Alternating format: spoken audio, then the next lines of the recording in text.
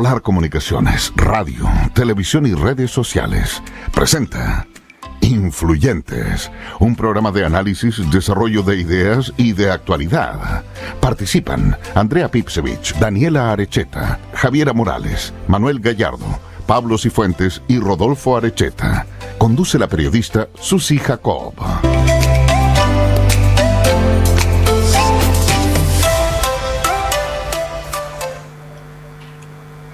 Hola, bienvenidos a Influyentes en Polar Comunicaciones. Ya estamos de regreso. Ha pasado una semana, los días, las semanas vuelan por estos días, los meses. Acabamos ya de comenzar con harto ánimo este segundo semestre del año. Los niños están terminando, ¿no es cierto?, su primer semestre escolar, saliendo de vacaciones de invierno. Los profes también, que sabemos que están muy contentos todos por este break.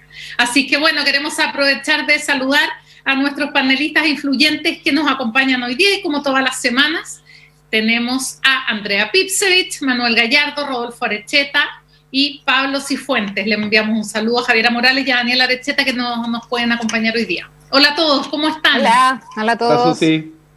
Hola, Susi. Bueno, hola. Seguimos con movidas semanas de actualidad. Aquí en Polar Comunicaciones, después de la noticia, el análisis, queremos profundizar y analizar los acontecimientos que están sucediendo en nuestra región, en nuestro país. Estamos con acontecimientos políticos, con mucho movimiento político, sanitario también a raíz de la pandemia. Así es que seguimos con semanas intensas. Pero sin duda la noticia que se ha robado todas las miradas y ha captado toda la atención esta última semana fue la instalación y el comienzo del funcionamiento de la Convención Constituyente. El domingo ya con algunos problemas, pero ya con la elección de directiva, a pesar de que el lunes querían tener su primera sesión de trabajo, también tuvieron algunos inconvenientes para comenzar a funcionar, lo que le costó la renuncia al secretario ejecutivo Francisco Encina. Se nombró a Catalina Parot. Bueno, se ampliaron los cargos de la directiva. Ayer igual hicieron una declaración en torno a la libertad de los precios de la revuelta. Así es que la convención va a dar mucho que hablar, mucho que analizar, y lo vamos a estar conversando con estos influyentes en el segundo bloque del programa. También noticias no tan buenas, un poco se esperaban, pero la última encuesta CACEN, ¿no es cierto?, reveló que la cantidad de gente en situación de pobreza en Chile subió del 8,6% el año 2017 al 10,8% en el 2020 debido a esta situación del COVID. Estas cifras fueron divulgadas el lunes por el Ministerio de Desarrollo Social y ha traído también mucha profundización de temas que ya sabíamos que ha traído la pandemia. Pandemia que ayer finalmente nos anuncia cambios en el plan paso a paso, un poco más de libertad para las personas que ya tienen las 2 dosis de vacuna, que han completado este esquema de vacunación, más libertad para ellos, mejores aforos, lo que también es buena noticia para todo lo que tiene que ver con actividades económicas. También para la escolaridad vamos a ver que hay una opción, ¿no es cierto?, de tener clases incluso en fase 1 estando en cuarentena para jardines infantiles y para colegios que ya estaban funcionando. Estos cambios en el paso a paso, donde también se asegura por parte del presidente de la República que están aseguradas la tercera dosis de vacuna para todos los chilenos, que quizás, según el ministro de Salud anunció hoy día, podría analizarse que fuera en el mes de septiembre, aunque un chileno por ahí ya se nos adelantó, ¿no es cierto?, algo para conversar más adelante. Corren también en paralelo los candidatos a las primarias presidenciales. Esta semana hubo un debate, dos noches en el canal de televisión La Red, con harta noticia también sobre lo que conversaron nuestros candidatos, y también se abrió ya la postulación al bono PYME, ¿no es cierto?, las pymes afectadas por la pandemia, lo que ha sido también una buena noticia para muchas de estas empresas afectadas en nuestro país. Así es que esos titulares, esas noticias, entre todo lo que hemos vivido, pero queremos analizarlo desde la mirada, desde la aguda mirada de nuestros influyentes, quienes nos hacen un pequeño resumen también a través de sus ovejas. Así es que comencemos con las ovejas esta semana con Rodolfo Arecheta, que no lo pudimos tener el viernes pasado. Rodolfo, cuéntanos tus ovejas. Hola, Susi, hola a los demás influyentes, a la gente que nos escucha y nos ve por Radio Polar. Sí, bueno, tiene un poco que ver con lo que decía la Susi. La oveja blanca se la quiero dar al MinSal. Yo no estuve la semana pasada, pero la antepasada, en el momento más álgido de la pandemia, discutíamos la interpelación al ministro de Salud y también la declaración del Colmet del cortocircuito. Yo creo que acá la oveja blanca va al MinSal, que de alguna forma logró disminuir los casos, contener la pandemia, y entendiendo que la pandemia es algo complicado para cualquier gobierno, sea este o el que venga, y tenemos que darle un poco de margen. Viene la variante Delta, al parecer, ojalá no sea tan terrible, pero hay que darle siempre el beneficio, yo creo, a los que están ahí, que han demostrado, por lo menos hasta ahora, hacer una pega buena con aciertos y errores, de todas maneras, pero se ha hecho bien. Y la oveja negra, a la declaración de la convención, me parece que es un chascarro, por decirlo de alguna manera, me refiero al tema de los presos políticos, de alguna manera dice que no intervienen los demás poderes, pero al mismo tiempo exige, y lo que va a pasar probablemente es que los demás poderes no van a acatar, y uno le pediría un poco más de humildad a la Convención Constitucional. Estamos en un momento de descrédito político súper grande, y no le hace bien este tipo de declaraciones al crédito de las instituciones democráticas como la Convención Constitucional. Ya vamos a ahondar en eso, pero no quería dejarlo pasar, quería entrar con eso porque me parece importante. Muy bien, Andrea Pipsevich, cuéntanos tus ovejas de esta última semana. Ya, le voy a robar la oveja blanca a varios, me voy a adelantar, pero lo podemos compartir. Yo creo que hay que dársela a doña Carmen Gloria Valladares. Tengo otras en todo caso, ovejitas blancas por ahí, pero la verdad que su papel fue extraordinario. O sea, uno podría pensar que le tocó un cargo que jamás pensó que le iba a tocar, y que en realidad no era más que llevar una ceremonia, pero cuando uno lo vivió en ese momento y lo revisitamos, es notorio lo trascendental que fue la forma en que la llevó adelante. Yo creo que ni siquiera ella sabía que podía hacerlo de esa manera, no me parece que lo haya planeado, pero incluso inconscientemente supo manejar una situación en extremo tensa, y con todos esos altos y bajos que hubo y que vamos a comentar más adelante, al final del día terminamos con la convencionista La, y ella creo que merecidamente no solo la oveja blanca, sino que todos los halagos que está llevado hasta ahora, así que bien por ella. Sobre todo por esta capacidad de diálogo, si al final eso fue lo que sacó la cosa a flote. Y la oveja negra, claro, se va para Clínica Las Condes y su notable director Alejandro Gil, que representan en este actuar, y lo sumamos aparte a la querella que hizo la clínica contra la enfermera ahora, y además antes contra su gerente general por haber recibido más cupos de los que estaban pactados con el Ministerio de Salud por los casos COVID. Representan todo lo que no queremos del mundo privado, ¿ya? Ese abuso de privilegio que se va al tecnicismo. En este caso ni siquiera creo que haya un tecnicismo, esto es básicamente tener poder y usarlo de manera absolutamente brutal, y sin siquiera preocuparse de las consecuencias. Entonces me parece que se merece la oveja negra por lo bajo. Muy bien, Manuel Gallardo, tus ovejas. Ya, bueno, evidentemente la Andrea hizo tremenda trampa y se llevó todo porque le tocó primero, pero propongo que Carmen Gloria sea la oveja blanca del mes, así como para elevarla a un sitial distinto a Carmen Gloria Vallar. Yo le voy a dar primero la oveja negra. No, la oveja negra se la tengo que dar a la desidia de las Express, la verdad, porque creo que lo que sucedió, no solamente no quiero hacer esto de Francisco Encina y todo lo demás por secretario, y sé que lo vamos a conversar después, pero no quiero que más rato quedarme pegado en solamente lo que fue lo administrativo. Me gustaría meterme más en los temas políticos de la convención, pero es la desidia y la displicencia absoluta en que la Secretaría General de la Presidencia se tomó institucionalmente la instalación de la convención. Lo que pasó el día lunes y lo que pasó el día martes, la falta de protocolos COVID, la falta de instalaciones, de sillas, de computadores, de verdad que es una cuestión lamentable. Creo que en eso dimos una mala imagen, no solamente a la ciudadanía, sino que al mundo, y habla de un poco compromiso institucional. Y mi oveja blanca, para cambiar un poco, como vamos a hablar de política y está muy cargado de lo político, todo el programa se la voy a dar al Ballet Folclórico Municipal, que cumplió 11 años esta semana, y que yo creo que en ellos y en los esfuerzos que han hecho durante la pandemia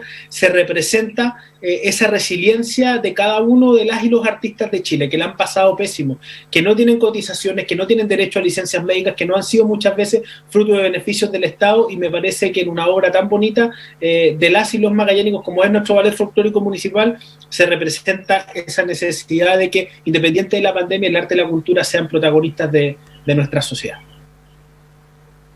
Perfecto. Pablo Cifuentes, conozcamos tus ovejas.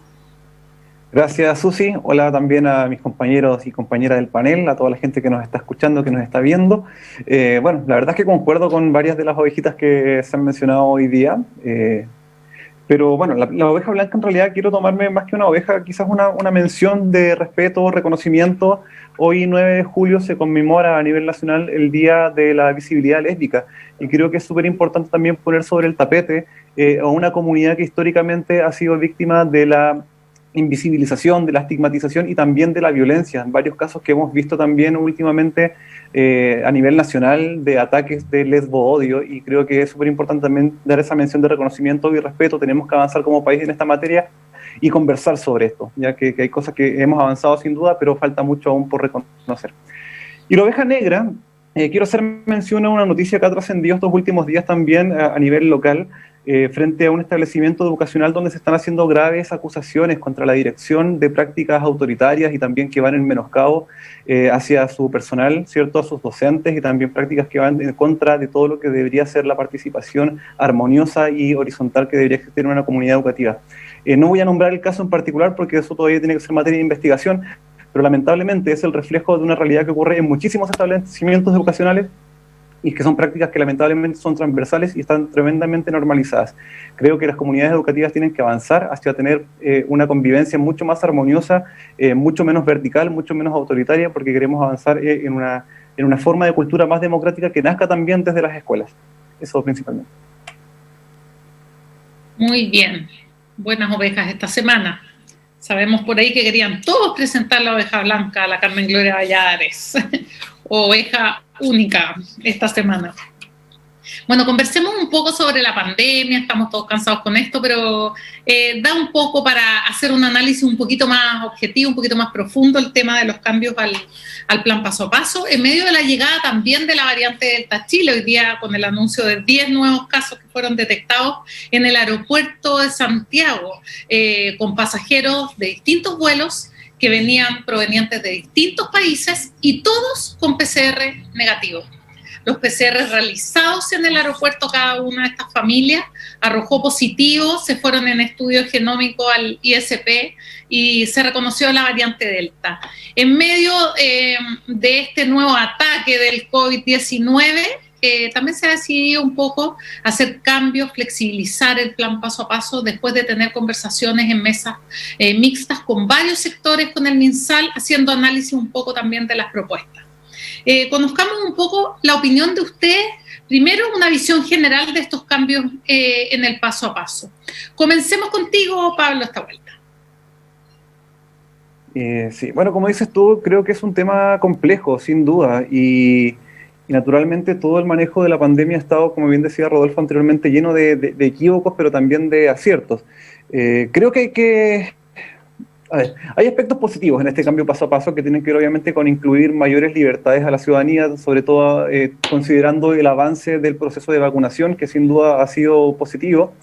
Creo que también la lógica del encierro prolongado, ¿cierto?, y estas cuarentenas tan restrictivas también ya están perdiendo su foco, han perdido su norte hace rato. También el toque de queda, que es una medida que hace ya largo tiempo viene siendo cuestionada.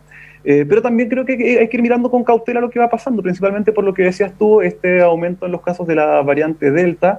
Se vienen también ahora las vacaciones de invierno que van a provocar sin duda la movilidad de mucha gente, y creo que hay que estar también con cierta atención. No sé si es el momento ahora para cambiar estas medidas. Yo quizás hubiese esperado un par de semanas a ver cómo se desarrollan también los casos que están ocurriendo en este momento, a ver cómo se desarrolla esta nueva variante que está llegando también, cómo se comportan estos casos, y también considerando toda esta movilidad que va a haber en estas semanas que van a ser de vacaciones, ¿cierto? Y todo lo que esto implica. Así que yo lo veo por ahí, o sea, creo que está bien. Creo que sin duda las medidas restrictivas tienen que irse ya flexibilizando un poco, pero hay que irlo mirando con cierta cautela, creo yo. Manuel, tu opinión respecto a los cambios del plan paso a paso. A ver, yo creo que hay que hacer justicia y todos veníamos pidiendo una actualización del plan paso a paso. Evidentemente era algo que veníamos más bien criticando. De hecho, en un inicio lo que veníamos diciendo en el caso, por ejemplo, de la región y otras realidades que uno podía percibir era que la cuarentena, por ejemplo, ya no era una medida, podía ser una medida efectiva quizás en el papel, pero lo cierto es que en la práctica no era ejecutada tal cual. Por lo tanto, el plan paso a paso ya no tenía credibilidad. Y hablábamos también de la importancia de la comunicación. De hecho, el primer punto del nuevo plan paso a paso habla de la comunicación de riesgo de todos los actores. Y eso yo creo que planta un nuevo desafío, y yo lo he planteado en los programas anteriores, que es cómo uno tiene ordenada la vocería. Yo todavía no he escuchado la opinión del Colegio Médico respecto a su análisis del plan paso a paso, o si salió, la verdad no la vi, pero lo que sí me gustaría y lo que uno desea durante toda la pandemia es que ojalá desde el mundo político, desde el mundo social, desde los colegios profesionales, desde el gobierno, haya una sola vocería respecto a cada uno de los puntos de este nuevo plan paso a paso. A mí me pasa que siento que tuvimos un poco de mala suerte, no sé de qué otra manera plantearlo, por eso lo planteo tan coloquialmente, y tiene que ver con lo que decía Pablo, de que justo se inicia este plan paso a paso desde el 15 de julio y estamos con estas variables delta que están llegando, que al parecer están controladas, que no es algo que se haya todavía desmadrado, como se dice, pero lo cierto es que existe, y lo que preocupa es que técnicamente, al parecer, los exámenes de PCR no estarían detectando esta variable, porque lo que ha pasado es que gente con PCR negativo ha ingresado y a partir de los estudios del ISP terminan identificándole la variable delta. Eso realmente es preocupante. Los antecedentes de esta variable es que sería incluso más contagiosa, que tiene más grupos, que incluso dura más, no hay mucho conocimiento. Yo espero que resulte bien, espero que la ciudadanía se lo aprenda. No es poco lo que hay que aprenderse, cada uno como ciudadano y quienes estamos de repente en espacios públicos o en espacios de opinión, creo que tenemos el deber de informar y clarificar, y yo creo que ojalá sea un buen avance y ojalá nos vaya bien. Ojalá, tengo harta esperanza en eso, en la reactivación de la economía a propósito de la casa, en que la gente también pueda volver a trabajar. Yo tengo harta esperanza por lo menos en eso, los rubros que han sido más golpeados, que con esto puedan ojalá levantar un poquito. Con tanto aforo diferenciado, por personas con personas con su pase de movilidad o sin su pase de movilidad, que cambian los aforos, en el fondo se le transmite la responsabilidad de la fiscalización a la misma empresa, al mismo evento, al que organice la actividad. Esa persona es la encargada un poco también de revisar sus aforos. Está claro que es imposible fiscalizar todo y a todos en todo momento, entonces la responsabilidad es individual. Rodolfo, cuéntanos tu visión sobre el nuevo plan paso a paso, estos cambios. Bueno, yo no sé qué les pasa a ustedes con la variante Delta, pero para mí es como entrar en una película de ciencia ficción, es como una pesadilla, digamos, de que esto no va a terminar. En algún momento pensamos que con la vacunación se terminaba y no sabemos aún, pero pareciera que no. Yo creo que el cambio del plan paso a paso tiene un incentivo que es muy bueno, es el incentivo a vacunarse, que lo hablábamos antes, me acuerdo, lo hablamos con Manuel, de poner incentivos, porque la vacunación es lo que ha demostrado ser más efectivo, más allá de que no sabemos cómo va a responder a la variante Delta. Yo creo que lo que corresponde acá, tanto al gobierno como a todos nosotros, al momento de juzgar las acciones del gobierno, es prudencia, porque al final estamos navegando en un mar que nadie conoce, finalmente. Es una pandemia que ningún gobierno ha enfrentado, y lamentablemente los países de la región, que son los cuales nos podemos comparar, no han podido lidiar sin costos con la pandemia. Entonces, yo creo que el llamado sería la prudencia, tanto en mantener las reglas sanitarias para prevenir los contagios, como también en materia económica.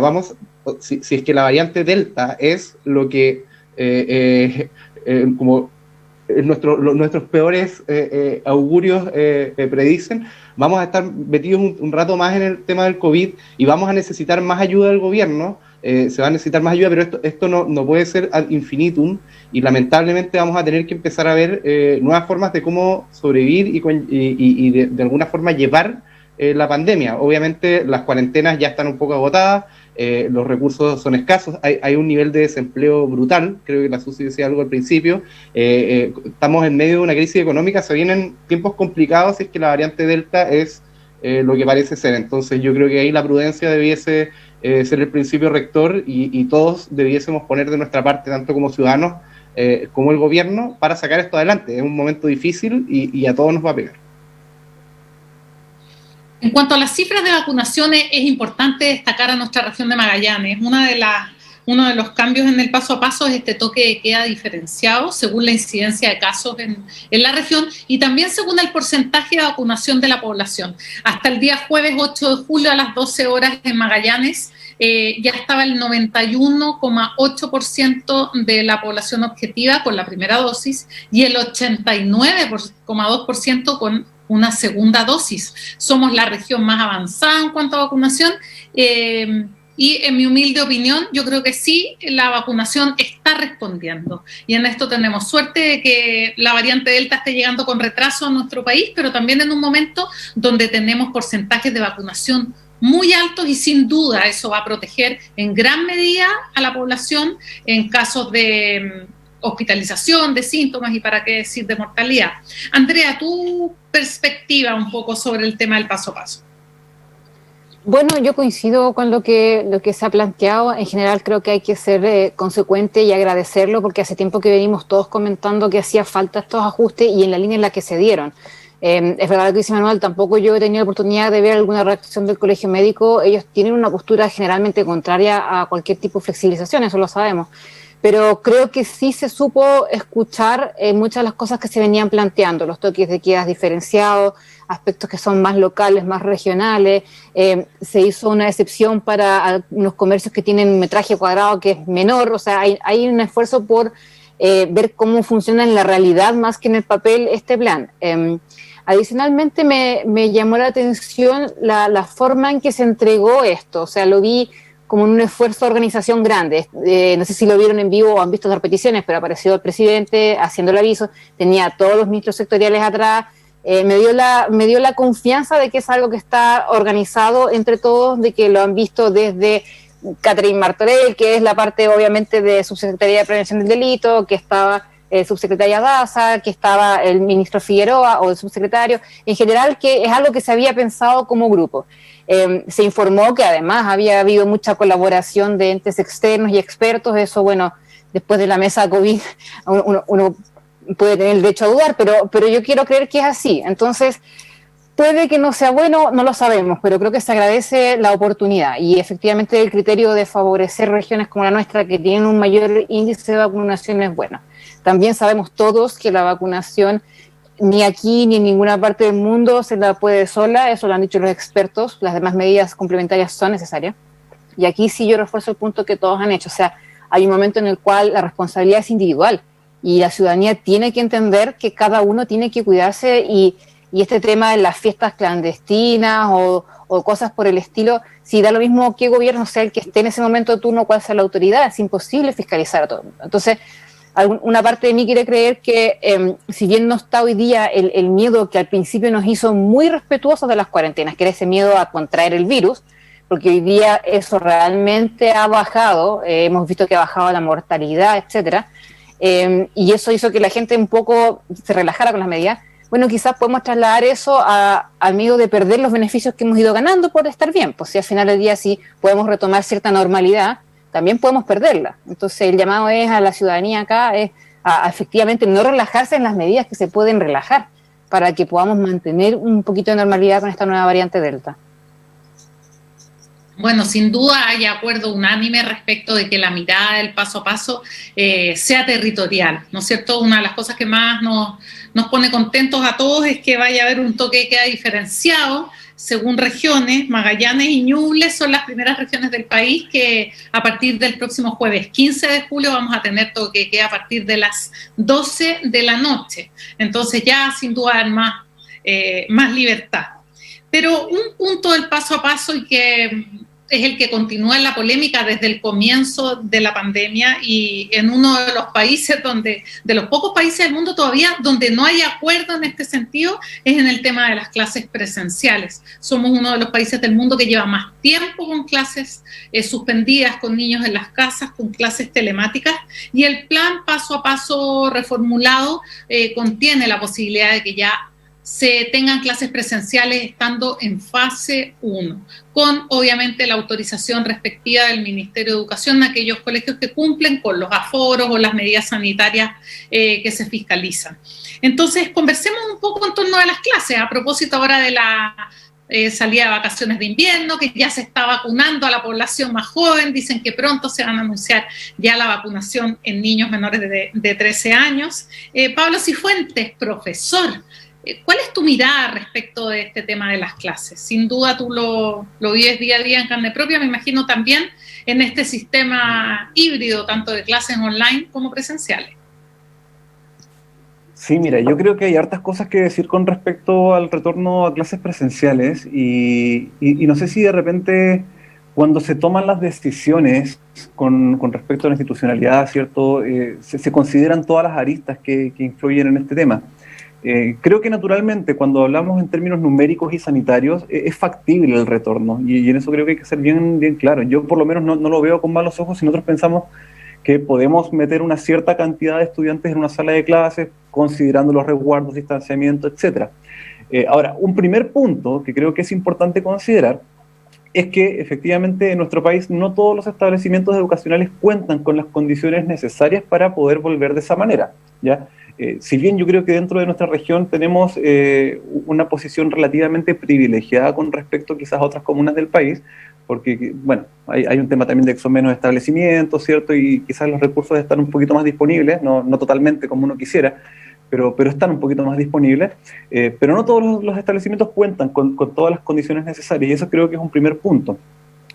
Un segundo punto que también creo que es importante considerar es, y algo de lo que no se habla mucho, qué es lo que significa pedagógicamente hablando, o en términos, digamos, estrictamente de aprendizaje, el volver en la modalidad híbrida. Porque cuando estamos hablando del retorno a clases presenciales, sabemos que no van a volver todos los estudiantes, ¿ya? Porque obviamente el retorno es voluntario. Entonces, significa que cada establecimiento, además de contar con las condiciones necesarias para el distanciamiento físico, para las medidas de higiene, ¿cierto? Y toda la protección, digamos, in situ, también tiene que contar con ciertas condiciones adicionales, tecnológicas, para poder brindar un servicio de educación remota, ¿cierto? Contar el establecimiento con ciertos recursos, por ejemplo, para hacer la transmisión de la clase, por ejemplo, para poder tener una plataforma funcionando, y también que todos sus estudiantes cuenten con los mismos recursos para poder acceder a ese tipo de educación también, ¿cierto? Entonces ahí también va a haber probablemente una inversión que hacer porque hay estudiantes que simplemente no cuentan con esos recursos, ¿ya? Entonces ahí mi pregunta es siempre, ¿contamos con los recursos y contamos con las condiciones para poder brindarle ese acceso a todas las personas a quienes queremos llegar? ¿Ya? Y por último, Pablo, lo que yo me pregunto de tu mirada, profesor, yo me imagino, sin tener nada que ver con el mundo de la pedagogía, que es muy estresante el sistema híbrido, no solo para los niños, sino especialmente para los profesores. Pero en este minuto hay muchas escuelas y liceos del país que no están teniendo nada de clases, no tienen clases online y solamente se envían guías o libros impresos, ¿no es cierto?, para las casas que los apoderados tienen que ir a retirar al colegio y los niños ejercitan en la casa. ¿Por qué no se vuelve a clases en las escuelas donde no hay recursos para hacer sistema online, teniendo este sistema de turnos, que una semana vaya un porcentaje de niños presenciales y la otra semana el turno de otro porcentaje y el resto que queda en la casa no está en clases híbridas, no está online conectado, sino que está trabajando con las fichas que les han mandado en este año y medio? Porque todo no es tan polarizado, no tiene que ser sí o sí con clases online. ¿Cuál es tu mirada respecto de ese sistema? Mira, yo primero que nada, bueno, igual concuerdo con lo que dices tú con respecto a que el sistema híbrido es tremendamente demandante, tremendamente estresante, tanto para profesores como también para estudiantes, pero creo que al final todo se reduce a un tema de recursos, ¿ya? Igual quiero hacer el punto y creo que es súper importante destacarlo. Desde que comenzó la pandemia hasta la fecha, yo siento que no se ha dejado de hacer clases, si bien naturalmente hay establecimientos que no han tenido la presencialidad o la sincronía en sus clases, han estado trabajando con un sistema de guías que en el fondo son las cosas que tienen disponibles, ¿ya? Pero había un trabajo que ha sido muy importante acá. Pero también creo que se reduce de nuevo a un tema de recursos, porque si tú haces el sistema de turnos, ¿ya?, donde existe un grupo primero y otro grupo después, significa que vas a tener clases que van a tener que ser replicadas, ¿cierto? Van a tener que hacerse 2 veces y por lo tanto quizás para un mismo docente va a significar un doble desgaste. Entonces ahí la pregunta es, ¿aumentamos la cantidad de horas de clase para los profesores o contratamos más personal docente? Entonces nuevamente entramos en la encrucijada de qué tanto estamos dispuestos a invertir para sostener lo que implica también mantener la educación a flote. Y esa es la parte complicada y esa es la parte que en realidad nadie quiere hablar, pues.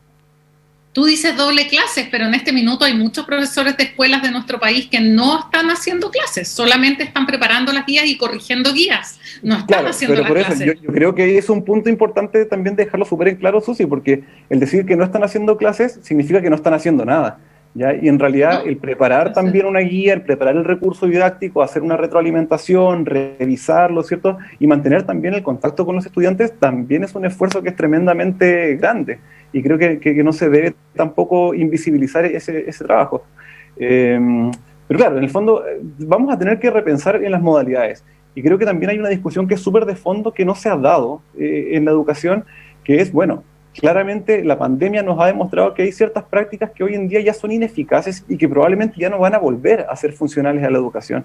Y vamos a tener que pensar en cómo le damos la vuelta a nivel sistémico a nuestro modelo educativo para que efectivamente sea de mayor impacto y pueda generar mayores aprendizajes. Pero como te digo, también hay una discusión que es súper importante de cómo se inyectan los recursos necesarios para que efectivamente todos los establecimientos y todos los estudiantes puedan contar con las condiciones para poder aprenderse. Al final yo creo que ese es el gran tema. Andrea Pipsevich, madre de 4 niños, ¿cómo es el tema tú del retorno ya a clases presenciales? Sabemos que tus hijos algo de clases presenciales tienes, pero mirando la situación de los colegios más vulnerables de nuestro país, jardines infantiles que hacen que muchas mamás hayan tenido que dejar el mundo laboral, y también un colegio de profesores que ha sido uno de los opositores más férreos al gobierno en este tiempo de pandemia.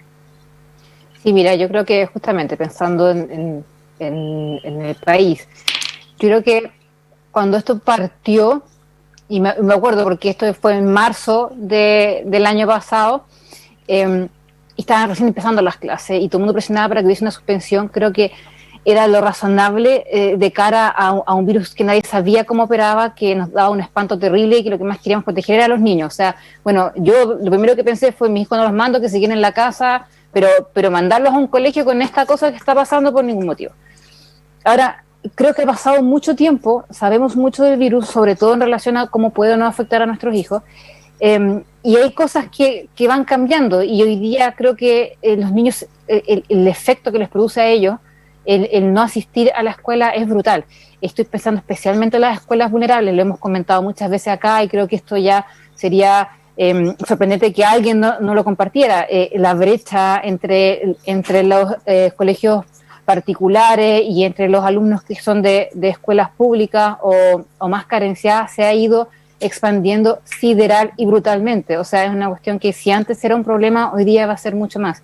Entonces, a mí lo que me frustra un poco es que siento que cuando oigo a Pablo, que él conoce la situación como profesor, yo digo, en algún momento como país, las autoridades, nosotros como apoderados y el colegio de profesores como docentes, todos tenemos que habernos dado cuenta de esta situación y haber dicho, mira, lo importante es que los niños vuelvan.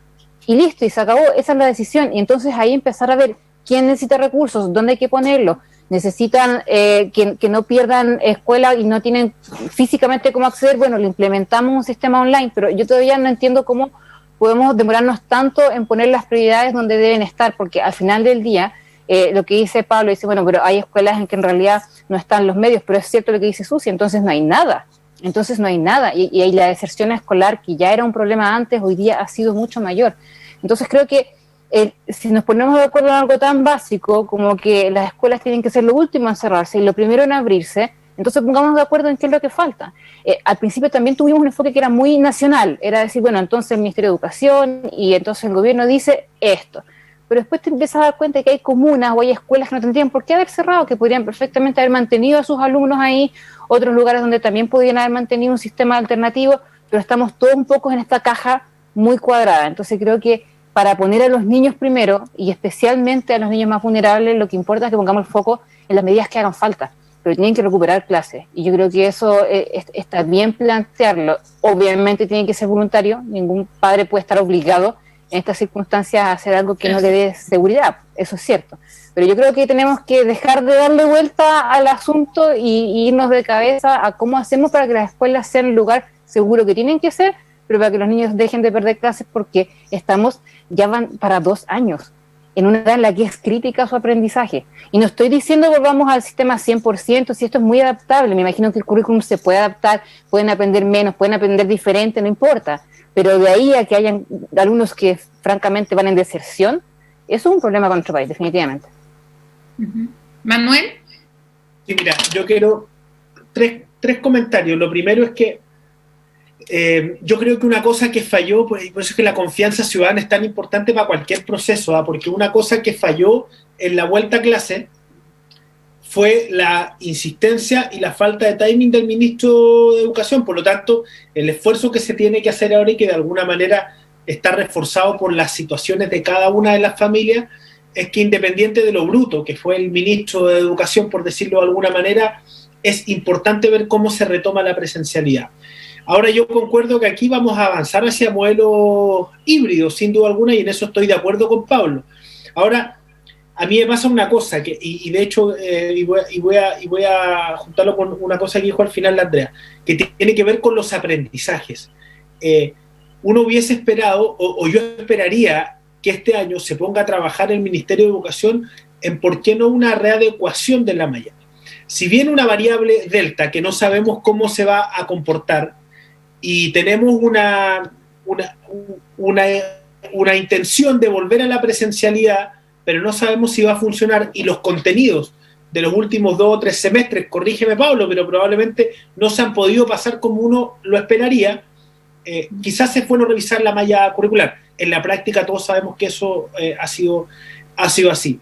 Segundo, el tema digital.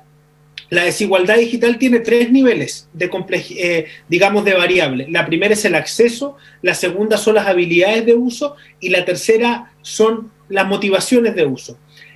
En temas de educación el problema que hemos tenido ha sido la primera, porque uno podría tratar de decir que, mira, la mayoría de las generaciones que hoy día se están educando tienen relativas habilidades de uso. Hay una alfabetización digital distinta de las nuevas generaciones. Pero si eso tiene coincidencia con el aprendizaje, al parecer también ha sido que no. Y lo otro tiene que ver con los profesores. O sea, el cambio de malla tiene que ver también con la calidad laboral de los profesores, con que ellos no sientan la obligación. Yo imagino un profesor que hacía clases a un tercero básico en un año normal y que tenga que pasar las mismas materias en un año con pandemia digital en cápsulas de 20 o 25 minutos. Es que es humanamente imposible. Y muchas veces uno sabe que estamos en un sistema que le exige a los profesores ir cumpliendo metas, llenando archivos, llenando documentos, que pierden muchas de las horas no lectivas en cuestiones que de repente no tienen mucho sentido, y uno lo conversa con ellos en la pandemia, el seguimiento que tienen que hacerle a los estudiantes, cuándo se conectan, cómo se conectan, hicieron o no la tarea, que la cámara, que esto, o sea, realmente agotador. Yo creo que tener esta discusión, que es mucho más profunda, de la revisión de la malla curricular de emergencia de aquí a los próximos 2 años, donde no sabemos cómo se va a comportar el virus y las variables que vienen, yo no lo descartaría como un desafío país importante. Y eso tiene una dimensión práctica que es la presencialidad o no. Y yo creo que se va a avanzar hacia modelos compartidos, en donde una parte de tu aprendizaje evidentemente va a tener que ser digital o por internet, y otro va a tener que ser presencial. Rodolfo, para terminar esta ronda de las clases contigo. Sí, bueno, yo creo que los demás panelistas han dicho varias cosas que yo comparto. O sea, primero, creo que no hay un retorno a clases 100% seguro, eso se acabó. O sea, el riesgo para los docentes y para los niños va a existir. Lo que pasa es que los costos son muy grandes de no tener clases. O sea, y quienes están pagando ese precio, lamentablemente, son los niños, y dentro de los niños, los más vulnerables son los que se llevan la peor parte, porque finalmente los colegios privados de alguna forma se la ingenian, o los padres tienen mayor posibilidad de alguna forma suplir la falta de colegio. Entonces yo creo que tenemos que olvidarnos y partir del principio de que un retorno 100% seguro a clases no es algo posible. Eso es partir por eso. Y de ese diagnóstico empezar a ver cómo lo hacemos más seguro desde el punto de vista sanitario, y también empezar a recoger qué es lo que ha faltado, ir para atrás, creo que Manuel decía un poco, y ver qué ha faltado. Me parece una buena señal que se haya cambiado el CIMSE y ahora hay una prueba de diagnóstico. Creo que no estoy, quizás Pablo ahí nos puede aportar algo, pero no estoy seguro si se apunta a ver qué contenidos se han perdido. Me parece que es fundamental, porque ahí hay que hacer algo. O sea, no podemos dejar a los niños con 2 años perdidos de clase. Y también me parece que el gobierno está al debe en esta materia, porque ha habido una resistencia sobre todo el colegio de profesores, pero el gobierno podría decir, bueno, acá están los establecimientos educacionales, como decía Pablo, hay algunos que no cumplen las condiciones, estos son los que no cumplen las condiciones y la solución va a ser esta. vamos a implementar. Obviamente esto requiere recursos, requiere tiempo, no va a ser todo perfecto, pero tiene que ponerse la voluntad por delante y informar. Finalmente, si esta es la solución y esto es cómo se puede hacer, yo dudo mucho que alguien se oponga, y si es que el colegio de profesores se llega a oponer, tendría que llegar a ceder en algún punto. Yo creo que el gobierno no ha hecho una estrategia buena de planificación y de comunicación en este sentido. Yo creo que es muy relevante, sobre todo que en algún momento veíamos el fin de la pandemia y ahora no sabemos. Y al mismo tiempo, tenemos que poner la salud mental, que ha estado muy en boga, de los niños también primero. O sea, yo me acuerdo cuando era chico, llegar a clase a ver a mis compañeros cómo habían cambiado, era una cosa que uno esperaba con muchas ansias, y la verdad es que estamos perdiendo un montón, o nuestros niños, el país se está perdiendo un montón con el hecho de que no estén los niños en clase. Yo creo que acá falta un poco de voluntad, dejar de lado un poco la política pequeña, y el gobierno sin duda tiene que poner un poco más de su parte, porque si es capaz de explicar de manera clara cómo va a solucionar los problemas sanitarios y educativos, yo creo que nadie estaría dispuesto como a decir, oye, no, entendiendo esto de como decía al principio, de que nunca va a haber riesgo cero. O sea, si volvemos a clase, hay profesores que se van a contagiar y niños que se van a contagiar. Eso va a ser así. Hay que tratar de minimizar ese riesgo, y por el bien de los mismos niños. Yo creo que se puede hacer, ha faltado voluntad, y yo creo que es un tema país, como decía Manuel, que todos tenemos que poner de nuestra parte, y el gobierno tiene la pelota, sin duda. Sí, considerando que no solamente un retorno a clases significa algo en el ámbito académico, para los niños es mucho más allá, sociabilidad, es un mundo por aprender en experiencia de vida, más que en contenidos de ramos y materias. Andrea, ¿tú querías agregar algo ya para ir cerrando este bloque? Sí, no, solo para una reflexión breve, que es que yo creo que también estas son oportunidades. O sea, yo creo que si de esta pandemia nos pudiéramos quedar con un sistema de educación que ya tuviese instaurado, por ejemplo, un sistema híbrido, incluso en sectores vulnerables donde quizás sin pandemia podría permitirle a niños que normalmente se enferman o no pueden asistir, no perderse las clases, y que nos permita revisitar el currículum, como diciendo, bueno, más que llenar estas horas curriculares en la semana, ¿qué es lo realmente esencial para los niños? Eso sería una tremenda oportunidad. Entonces, en vez de tratar de encajar el cuadrado en un círculo, como aprovechar la oportunidad para modernizar nuestra malla curricular y nuestro sistema educativo. Creo que sería algo bonito para sacar de la pandemia. Perfecto. Pablo, un minuto. Sí, igual, para ir cerrando, yo creo que cuando hablamos de la educación en tiempos de pandemia, yo creo que para nadie es ajeno y nadie podría negar que efectivamente nada es mejor que la clase presencial. Ya la clase presencial es el espacio ideal de interacciones donde podemos generar aprendizajes, y creo que efectivamente esto nos va a dar una lección de cómo podemos ir transformando el modelo educativo. Yo creo que lo que se echa de menos es que habiendo pasado 1 año y medio de todo esto recién, o todavía, sigamos diciendo vamos a tener que ver, y por qué no lo estamos viendo todavía. Aquí ha faltado efectivamente una conducción por parte del gobierno que se enfoque en lo que sea efectivamente lo principal, y también ha faltado diálogo. Yo creo que gran parte de la resistencia del Colegio de Profesores también responde a esta negación que ha habido por tomar decisiones conjuntas, y porque se escuche también la voz del profesorado y las condiciones que también ocurren en las comunidades educativas. Eso no puede quedar fuera de la discusión, y por lo tanto, si queremos avanzar, vamos a tener que empezar a conversar más, porque si no, no vamos a llegar a ninguna parte. Bueno, les agradezco un poco sus reflexiones en torno a este tema, el análisis. Vamos a ir a una breve pausa comercial de 3 minutos, y al regreso vamos a estar ya analizando lo que ha sido esta primera semana de trabajo de la Convención Constituyente. Una pausa y volvemos. Ya estamos de vuelta con Influyentes.